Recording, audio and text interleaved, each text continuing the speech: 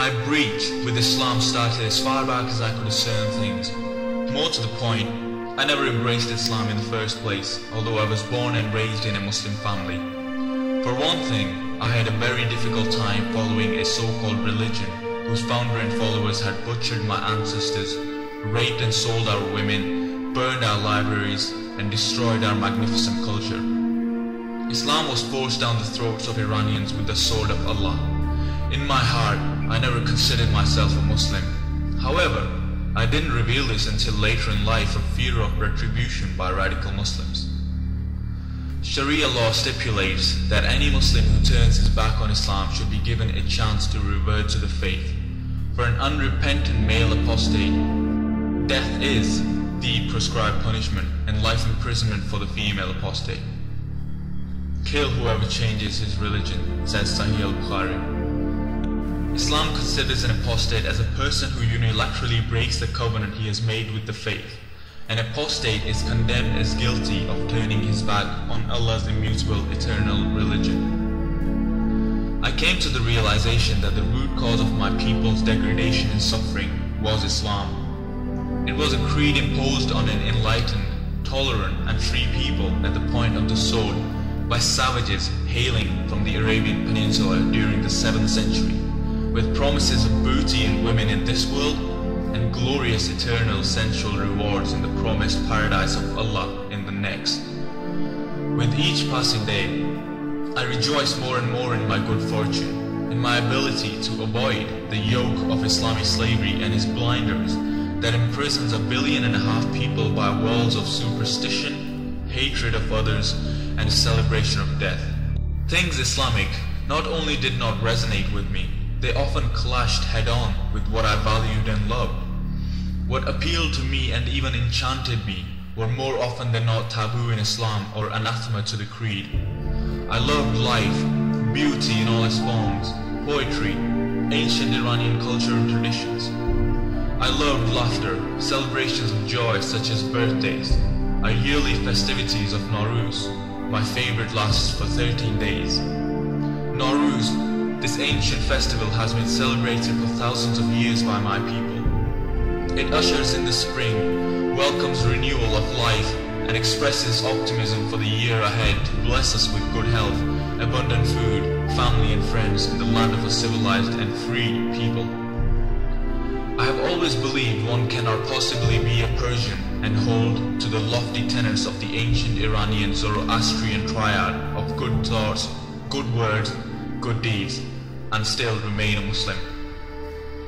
In the same fashion, one cannot cherish American values, the Bill of Rights, and the United States Constitution and be a true Muslim. They are comprehensively incompatible with Sharia law. Iranian Muslims are victims of the Islamic virus that has destroyed in them their traditional respect for diversity. It is the Iranian ancient fundamental belief in the validity and value of diversity that is enshrined in the Cyrus the Great Cylinder, the unconditional respect for the complete rights of all the people of the world that has held the nation together over the millennia.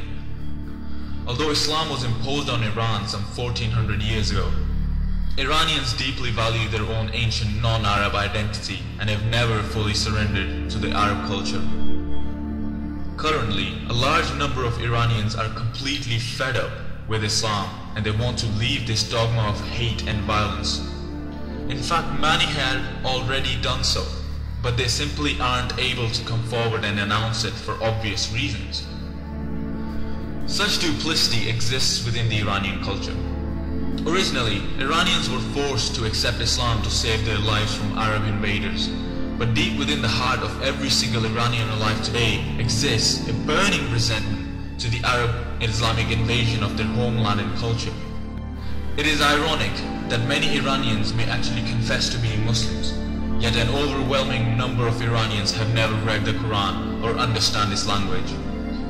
The events in history have toughened present-day Iranians. They have become great pretenders. But the totality of 1400 years of Islamic barbarity and savagery must end. We no longer need to pretend that we are practicing Muslims, when in fact we are not. Realistically speaking, there is perhaps 10 to 15% of the population that continues to support the clerical system in varying degrees. Many in this group are government employees, mullahs, and hired thugs such as the Basiji. Also, the regime has some backers among the poor, the less educated, and the deeply religious. Yet the alienation from the regime and Islam spans the entire spectrum of the Iranian society, with the intelligentsia and the university students leading the determined opposition to end Islamic rule. Masses of Iranians are irreparably alienated from a corrupt and oppressive Islamic rule. The rule of the Islamic Republic of Iran is crumbling. The previously solid edifice is finally showing many cracks that continue to grow. There are just too many fault lines to list here. My fellow secularist Iranians and I have indeed done and continue to do what we can to help our compatriots in Iran who are on the front line fighting Islam and the Islamic regime. The 2009 protests were just as much against the Islamic Republic as they were about Shia Islam. In fact, much of it was against Islam itself. People have experienced what a primitive and defective system of belief Islam is and aim to abandon it for good. Many will still hang on to it to some extent for some time. Yet, a great many will simply leave Islam and even actively oppose it. There are still those who foolishly claim that Muhammad was a messenger from God and the Quran is a divinely revealed book. My suggestion is that they use their intellect and read the Quran fully for themselves without the assumption that the book is the literal word of God and that Muhammad was their messenger. Without this assumption as their starting point, they will find better than 90% of the book is about violence, threats of hell, exclusion of people, and the like. What kind of God could dictate things like that, what you find in the Quran? It took Muhammad 20 years to reveal this hodgepodge book that reads more like expressions of a delusional individual with multiple personality disorder. I bemoan the plight of my native land and the people who have suffered and continue to suffer under Islam. Without Islam, there wouldn't be any Muslims to hoist the banner of hate and violence against non-Muslims. A few claim that Islam has done some good in the past. Well, that's debatable. There are those who are equally convinced that Islam has inflicted a great deal of suffering on others from its inception to the present. What we all must agree on is that Islam and its Sharia laws, at the very least, do not fit in today's world.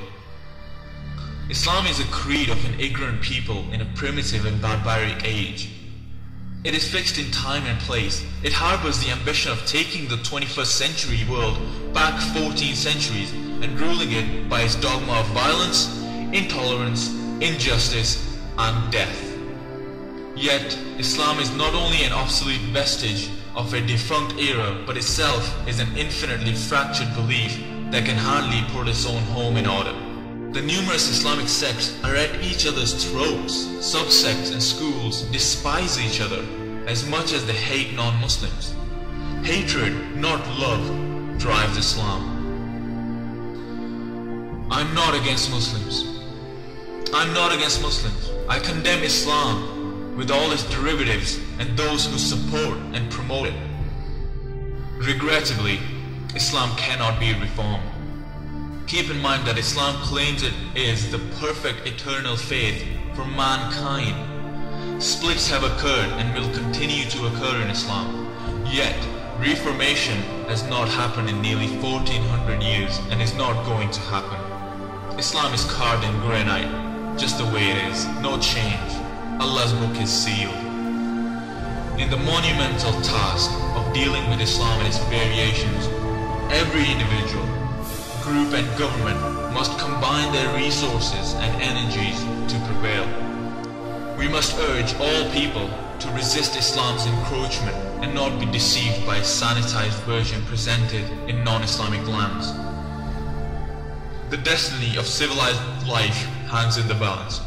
Shrinking of this responsibility would be an unpardonable act of every enlightened human being and organization that values human liberty and dignity.